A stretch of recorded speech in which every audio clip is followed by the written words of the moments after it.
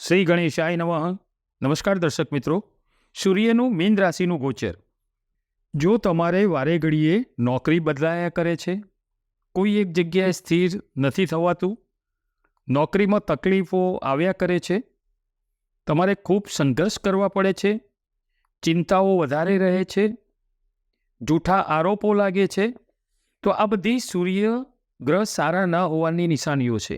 જો તમને પણ આવું થતું હોય, આ સિવાય બી સૂર્યથી શું સમસ્યા બીજી થાય કે કોઈ પણ વસ્તુનું શુભ ફળ જલ્દી ન મળે, દિલની સમસ્યા થાય, અને ખાસ પિતાના સુખમાં તકલીફ આવે, પિતાનો સાથ સહકાર ના મળે, કેમ કે સૂર્યને પિતા કયા છે.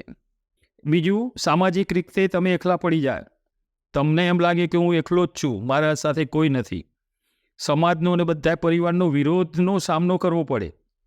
તો આ બધાય સૂર્ય જે સ્થિતિ સારી ન હોય તો તમે આ રીતે અનુભવો. પણ જો સારું હોય, સૂર્યનું પરિણામ તમને સારું કુંડળીથી મળતું હોય, આમાં જન્મકુંડળીના ગ્રહો પણ આપણે દર વખત કહીએ છીએ તમારે જોવાના. જન્મકુંડળી આ તો ગોચર ગ્રહની અસર છે, પણ તમારી જન્મકુંડળીમાં જો સારું હશે તો એ પ્રમાણે શુભ ફળ તમને મળવાનું જ છે. તો સૂર્યથી બીજું સારું શું પ્રાપ્ત થાય? સૂર્ય શુભ હોય તો જાતકને, જે તે વ્યક્તિને સારું માન સન્માન મળે, પ્રતિષ્ઠા મળે. સરકારી નોકરીના કારક સૂર્ય ગણાય છે. સરકારી નોકરી મળે. સૂર્યની ઉર્જા કહે છે. પૃથ્વી પર સૌથી મોટો ઉર્જાનો સ્ત્રોત્ર સૂર્ય છે. સૂર્યના ઉદયથી બધું સ્પષ્ટ દેખાય, અંધકાર બધો દૂર થાય. એમ સૂર્ય જીવનનો પણ અંધકાર દૂર કરે છે અને એક આગવી પ્રતિભા ઉપસાવે છે. સૂર્ય રાજા બનાવે છે, દરિદ્રતામાંથી મુક્તિ અપાવે અને સારા ટોચ ઉપર બેસાડે. સૂર્ય સર્વપ્રકાશક, સર્વ કલ્યાણકારી સૂર્યને કહ્યા છે. ભગવાનના નેત્ર સૂર્યને ગણ્યા છે. એવું કહેવાય છે કે સૂર્ય એટલે કેન્દ્ર સરકાર અને ચંદ્ર એટલે રાજ્ય સરકાર. તો હવે આ સૂર્યનું જે છે એ તારીખ 14મી માર્ચ 2023 ગુરુવારે બપોરે 12:34 સૂર્ય કુંભ રાશિમાંથી રાશિ પરિવર્તન કરી મીન રાશિમાં ગોચર કરે છે. જે ગુરુની અધિપત્યવાળી મીન રાશિમાં, એટલે કે ગુરુના ઘરમાં સૂર્ય 1 મહિના સુધી ગોચર કરશે. મીન રાશિમાં રાહુ અને બુધ પણ ગોચર કરે છે. એટલે હવે સૂર્ય રાહુ બુધની યુતિ, એમના પિતા જે છે ને સૂર્યના, એ કશ્યપ મુનિ છે અને માતા અદિતિ છે. જગતના પિતા સૂર્યને ગણ્યા છે. સૌ પ્રથમ આપણે જાણીએ કે સૂર્ય એટલે આત્મા, સૂર્ય એટલે પિતા. આત્મા અને પિતાના કારક એ સૂર્ય છે. રાજનીતિના પણ કારક છે. રાજનીતિ ક્ષેત્રે કોઈને જોવું હોય ને તો કુંડળીમાં જ બતાવી દેવાનું કે ભાઈ મારે સૂર્ય કઈ રીતે છે. એમની પ્રિય ધાતુ તાંબુ છે. સૂર્યની અધિપત્યવાળી રાશિ છે એ સિંહ છે. સૂર્ય સિંહ રાશિમાં અધિપત્ય ધરાવે છે. સૂર્ય મેષ રાશિમાં ઉચ્ચના ગણાય છે. અને ઉચ્ચનો ગ્રહ હોય ને કોઈ બી, એ 100% ફળ આપે. 1% બી ઓછું નહીં, 100% ફળ એનું શુભ મળે. અને તુલા રાશિમાં આમને આ ગ્રહને નીચેના ગણ્યા છે. શનિથી ઉલટું, શનિ જે છે ને એ મેષમાં નીચેના ગણાય છે અને તુલામાં ઉચ્ચના ગણાય છે, જ્યારે સૂર્યમાં આ રીતે છે. સૂર્ય અને ચંદ્ર, સૂર્ય એટલે પિતા અને ચંદ્ર એટલે માતા. એટલે માતા અને પિતાનું સુખ પણ સૂર્ય અને ચંદ્રથી જોવાય. એમાં પણ પિતાનું ખાસ જે છે એ સૂર્યથી તમે, એ સિવાય સૂર્ય એટલે પિતૃઓની આત્મા પણ ગણી છે. પિતૃદોષ ને એ બધું હોય ને એ સૂર્યથી નક્કી થતું હોય છે કે ભાઈ પિતૃઓની કેવી રીતે તમારા ઉપર કૃપા દ્રષ્ટિ છે. સનાતન ધર્મમાં હિન્દુ પંચાંગથી ગણતરી જે છે, ગણના જે થાય એ સૂર્ય ચંદ્રની ચાલ ઉપર હોય છે. સૂર્ય અને ચંદ્રની ચાલ સીધી હોય છે, વક્રી થતા નથી, અને રાહુ કેતુ માર્ગી થતા નથી. બીજા ગ્રહો વક્રી અને માર્ગી બંને થાય છે, જ્યારે સૂર્ય અને ચંદ્ર એ કોઈ દાડો વક્રી થતા નથી.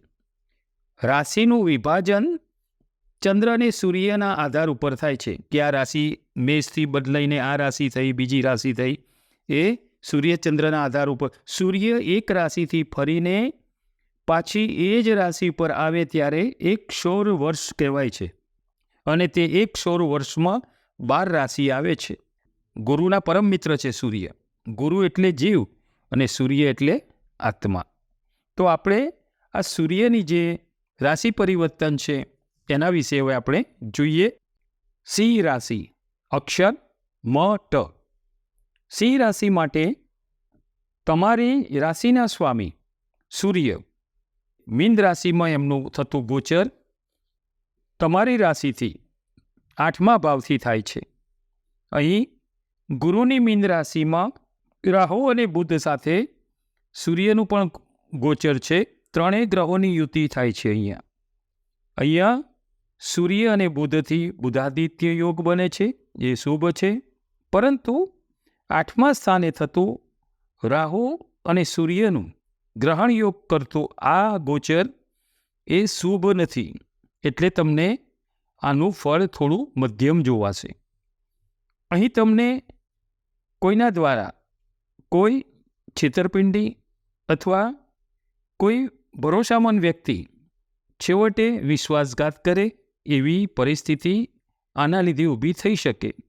પરંતુ જો તમારી જન્મકુંડળીમાં જન્મના સમયના ગ્રહોની સ્થિતિ સારી હશે તો તમને આ વસ્તુ જે કીધી એ નહીં અનુભવાય. પરંતુ જો જન્મના ગ્રહોમાં કોઈ ખરાબ યુતિ અથવા ખરાબ યોગ હશે તો આવી આકસ્મિક તકલીફ થઈ શકે છે.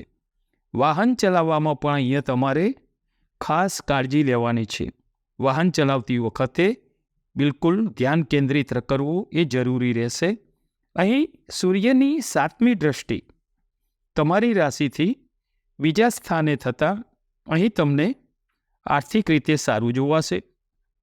કૌટુંબિક સુખ પણ અહીંયા સારું જોવાશે. અહીંયા તમને પૈતૃક સંપત્તિથી પણ લાભ જોવાશે.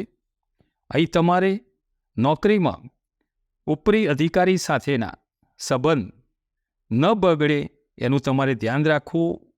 અને જો વ્યવસાયમાં પણ કોઈના ઉપર તમારે ભરોસો બિલકુલ આંધળો ભરોસો નહીં મૂકવો. અહીં તમને કામનું ભારણ રહેશે. અહીંયા વર્કલોડ તમારો વધશે. થોડી એના લીધે ચિંતા પણ રહેશે. એનાથી તમને સિર દર્દ, માથાના દુખાવા જેવી સમસ્યાઓ પણ થઈ શકે છે. અહીં તમારે તમારી રાશિના સ્વામી સૂર્યદેવ એ ગ્રહોના રાજા છે ને તમારી રાશિના સ્વામી પણ છે. એટલે તમારી જિંદગી પણ રાજા જેવી જ રખાવે. પરંતુ તમારે તેમની વધુ પ્રસન્નતા મેળવવા માટે તમારે એક કાર્ય કરવાનું.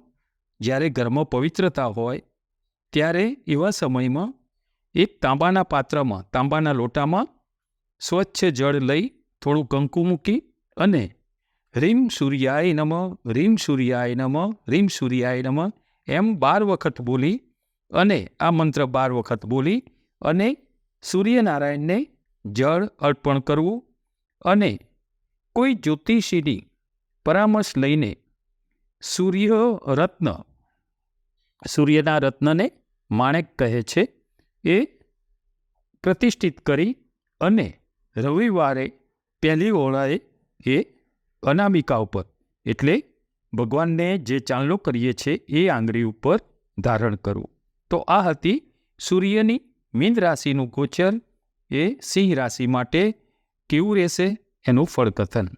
નમો નારાયણ.